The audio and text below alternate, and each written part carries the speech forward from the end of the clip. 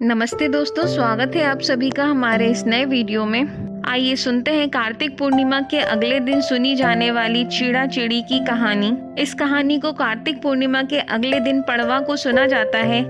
आटे से घर बनाते हैं और आटे के चीड़ा चिड़ी बनाकर घर के बीचों बीच रखते हैं। उन्हें कपड़े पहनाते हैं और आटे के घर में घर का सारा सामान रखते हैं। चीड़ा और चिड़ी को खील बताशे का भोग लगाते हैं। इस दिन खिचड़ी बनाते हैं और आम का अचार रखकर ठाकुर जी को भोग लगाकर खुद भी प्रसाद खाते हैं। चीड़ा चिड़ी की कहानी।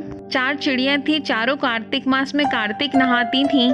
पड़वा के दिन चारों चिड़िया ने सोचा कि चलो खिचड़ी बनाते हैं। एक चिड़िया चावल ले आई, एक चिड़िया दाल ले आई, एक चिड़िया घी ले आई और एक चिड़िया नमक ले आई। सबने मिलकर खिचड़ी बनाई। सबने सोचा पहले नहा लिया जाए तब खिचड़ी खाते हैं। सब चिड़िया नहाने चली गई। पहले एक चिड़िया आई, उसे बहुत जोर से भूख लगी थी। बाकी चिड़िया अभी आई नहीं थी तो उसने खिचड़ी की भाप खा ली।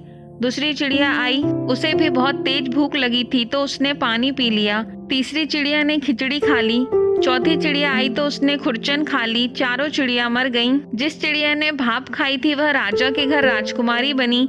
जिस चिड़िया ने पानी पिया था वह कुम्हार के घर पैदा हुई।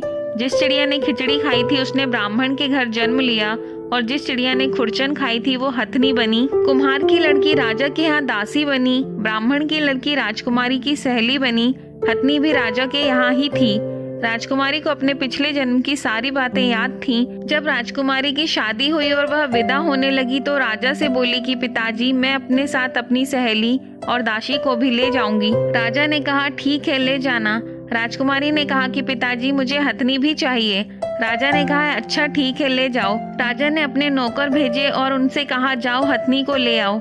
लेकिन हथनी उठी ही नहीं। तब राजकुमारी खुद उसके पास गई और उसके कान में पिछले जन्म की बात कही, जिसे सुनकर हथनी तुरंत उठ गई। राजकुमार यह सब कुछ देख रहा था। उसने कहा कि तुम कौन हो और हथनी के कान में क्या कहा, जिसको सुनकर हथनी खड़ी हो गई।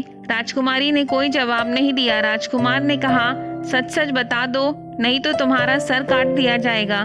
तब राजकुमारी ने राजकुमार को पिछले जन्म की सारी बातें बता दी। राजा ने भी सारी बातें सुनी और कहा कि अगर कार्तिक स्नान का इतना महत्व है तो हम भी जोड़े से कार्तिक स्नान करेंगे और खूब दान पुण्य करेंगे। यदि यह कहानी अच्छी लगी हो तो चैनल को लाइक, शेयर और सब्सक्राइब करें। धन्यवाद।